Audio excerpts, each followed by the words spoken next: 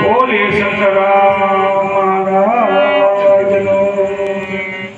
અહીંયા પધારેલા હરિગુરુ સંતનો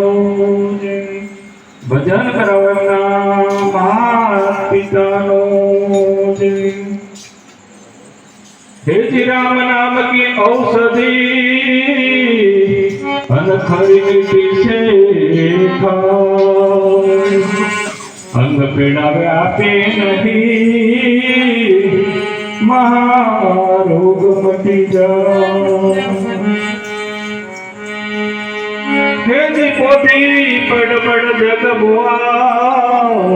अन पंडित बयान कोई दाई अक्षर प्रेम के पढ़े सो पंडित हो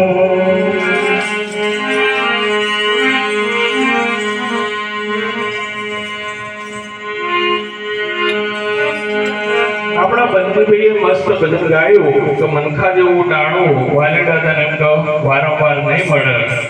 એટલે આ મનુષ્ય અવતાર 84 લાખની ફરતા ફરતા એમ તો સિલ્યો મનુષ્ય અવતાર મળે છે અને જો મનુષ્ય અવતારમાં પણ તમે સદગુરુનું શરણું નથી લેતા અને પોતાના સ્વરૂપની અંદર ઝાંખી નથી કરતા તો એમ તો 84 લાખની પાછું ફરવું પડે છે એટલે એ ન ફરવું પડે એના માટે તમારે સદગુરુનું સાનિધ્ય લઈ અને તમારે એમ તો પોતાના નિજ સ્વરૂપની ઓળખાણ કરવી પડે નિજ સ્વરૂપને ઓળખાણ કરવા માટે શંકર મહારાજની વાણી છે સજાગ જીવલડા ભવસાગરના કોઠે આવેલ નામ ડૂબે છે એ જીવ તું એમ તો જાગી જા કારણ કે જ્યાં સુધી આ જીવ ભાવ છે ત્યાં સુધી એમ તો તને તારા સ્વરૂપનું ખબર નથી માટે કોઈ સાચા સદગુરુના ચરણે જઈ અને આપણે પોતાના નિજ સ્વરૂપની ઓળખાણ કરી લો અને જો જ્યારે આપણે પોતાના સ્વરૂપનું ભાન થશે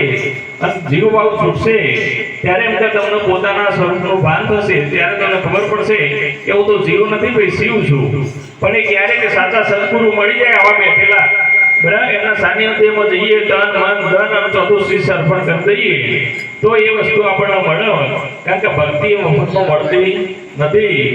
ભક્તિ માટે તમારે સર્વસ્વ ત્યાગવું પડે અને ત્યાગશો તો જ ભક્તિ મળશે કારણ કે મીરાબાઈ મેવાડની મહારાણી હતી તેને પણ ભક્તિ તો કૃષ્ણ ભક્તિ બહુ કરી પણ તેને પણ તેઓ કંઈ પ્રાપ્ત થયું નહીં અને એમ તો દુનિયાના મેણા સહન કરવા પડ્યા ત્યારે એમને વિરાગ જાગ્યો અને મેવાડ છોડી અને પોતે નીકળી ગયા ત્યારે સંતોની એક ટોળકીમાં જતા રહે છે ત્યારે સંતો કહે છે કે મીરાબાઈ તમે તો એમ તો મેવાડની મહારાણી છો માટે એમ તો તમે અમારી સાથે શોભો નહીં તમે એક સ્ત્રી છો અને અમે સાધુ ચાલતા બધા એટલે એમ કે તમે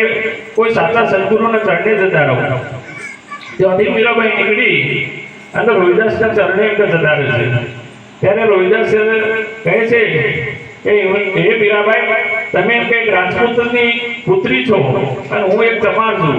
માટે એમ કે તમને મારાથી ઉપદેશ આપી શકાય નહીં તમે કોઈ બીજા સંતના ચરણે જાઓ ત્યારે મીરાબાઈએ કીધું કે ગુરુ મહારાજ મારે તો તમારા ચરણ સિવાય બીજે ક્યાંય જવાની જરૂર છે નહીં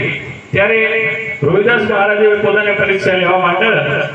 એક જે એમનું પાણી પીવાનું વાસણ હતું તેમાંની એક ગ્લાસ પાણી લઈ અને જ્યારે મીરાબાઈને સામે ધર્યું તો મીરાબાઈ એ પાણી લઈને ગડગડાટ પી ગયા ત્યારે રોહિદાસને એમ થયું કે ખરેખર મીરાબાઈ આ ભક્તિને એમ કે લાયક છે કે આપણે જે જાતિપાતિનો જે ભેદ છે એમ તો પોતાને છોડી ગયેલો છે પછી પાણી પીવું એટલે પોતાને તત્વ જ્ઞાન થાય છે કારણ કે ઉપદેશ બાપુ આપે છે અને ઉપદેશ આપ્યા પછી પહેલું જ ભજન મીરાબાઈ ગાય છે કે આત્માને ઓળખ્યા વગર આ લક્ષ 84 નહીં મટે બ્રહ્મણાના ભાગ્યા વગર એ ભવના ફેરા નહીં મટે અને નરસિંહ મહેતાએ પણ કીધું છે કે આત્મ તત્વ ચીન્યા વગર સર્વ સાધના જૂઠી એટલે જ્યાં સુધી તમે તમારા આત્માને ઓળખી નહીં શકો ત્યાં સુધી તમને તમારા સ્વરૂપનું ભાન થશે